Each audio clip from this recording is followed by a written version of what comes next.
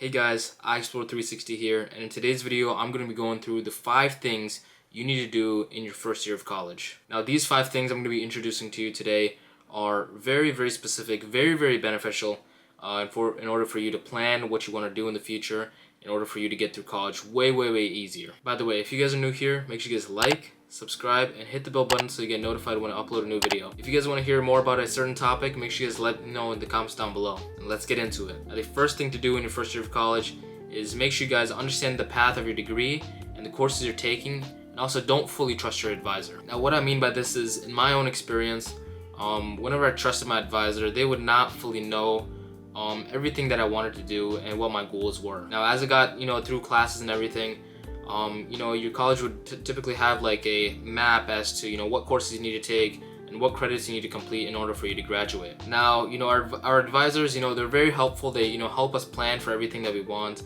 everything that we can do.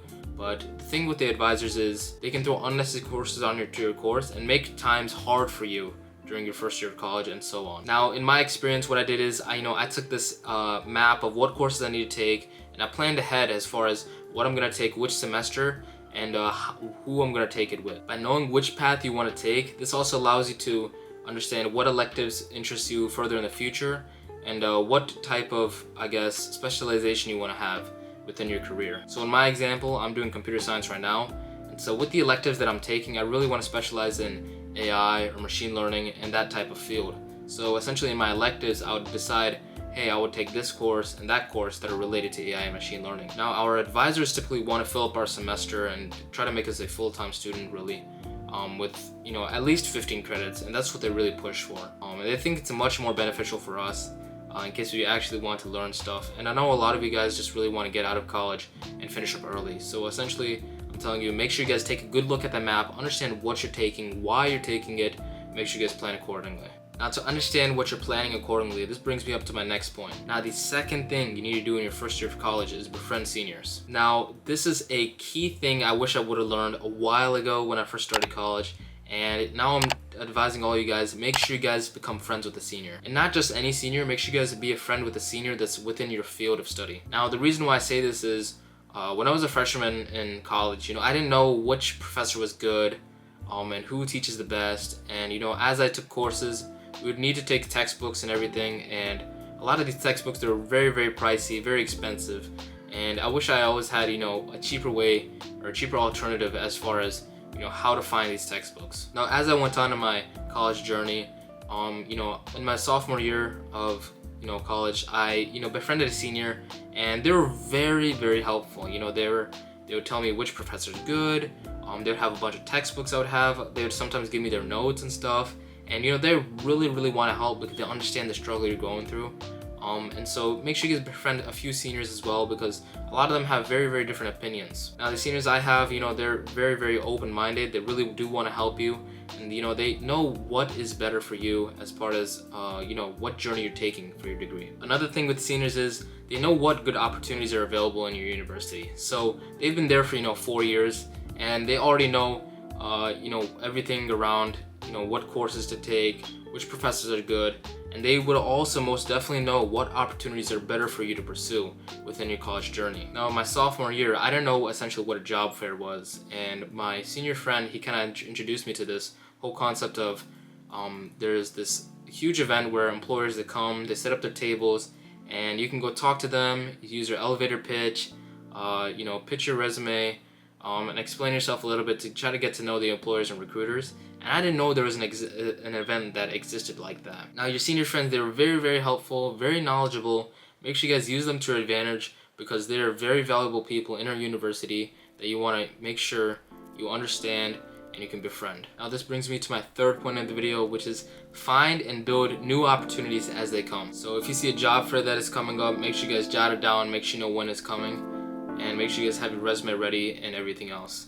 If you know that there's a scholarship that you're eligible to apply for after next semester, go ahead, note it down, make sure you guys know when it is coming up and when you can apply for it. If there's an opportunity for a resume booster, such as leadership positions within different clubs, or if you want to start your own club, make sure you guys pursue it and try to get at it as fast as possible. This is because in your freshman year, that's the year where you can actually build a very good strong foundation, and you can continue that for the next 4 years as you continue wish I would have known this in my freshman year because I didn't actually start getting more serious in clubs and everything until my junior year of college. If you get into your freshman year, you build a lot more friends, you can meet more seniors more easily, you can find a lot more opportunities, and it'll help you more down the road. Understand all these types of opportunities, make sure you follow them because they will lead you somewhere. You never know what can actually come as a blessing to you, and there's a lot of many different opportunities that come your way, and you don't want to waste any of them. Which brings me to my fourth point, is make sure you guys reap the benefits of your tuition. Now what I mean by reap the benefits of your tuition is you're paying a lot of tuition to your college, and if you're not paying anything, very amazing.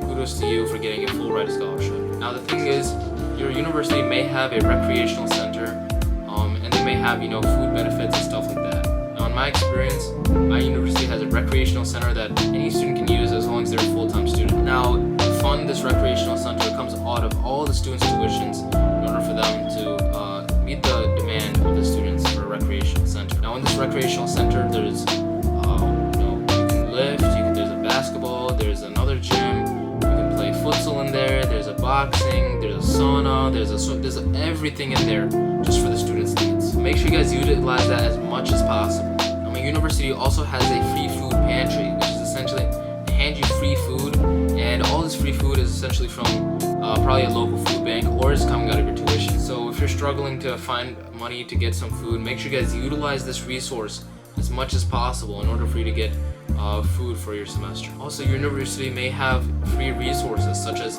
laptops, notebooks, pens, anything that you may need, any essentials really. Now I know I got a working MacBook from my university because it comes out of everyone's tuition that you can borrow a MacBook from university for free.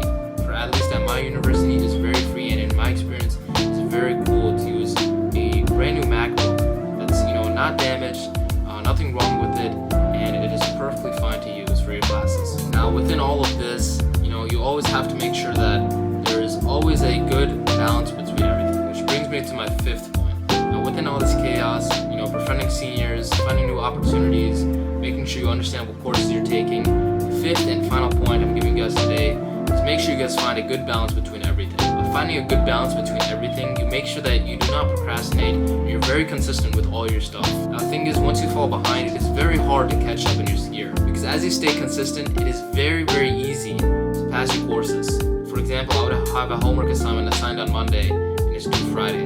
Instead of doing it Friday night, I should do a little bit each day, right? So let's say I have 5 problems on the homework, I'll do maybe a problem or 2 each day, and by Friday it will most definitely be done, and you'll be able to chill and relax and enjoy being consistent, and you will have a good routine overall. Now for me at least, what I do is I wake up at 6:30 in the morning, I get ready, I drive to university, and I hit the gym immediately in the morning around 8 a.m. Now after that, I go and I grab a breakfast snack and drink some water just after the workout, and I plan my day a little bit. I understand what work needs to be done, what meetings I may have, what I want to do, and that sort of stuff. Now having a good plan and a good balance between everything is very crucial because it reduces the amount of stress that you'll have throughout the semester. Now with all this, you never want to cram either, because once finals week comes up and you're going to have all these final exams, it's going to be very hard to crunch in those homework assignments, very hard to crunch in that last minute studying, and you want to make sure everything stays peaceful and very calm. And so being consistent will help you with this. Make sure you guys study,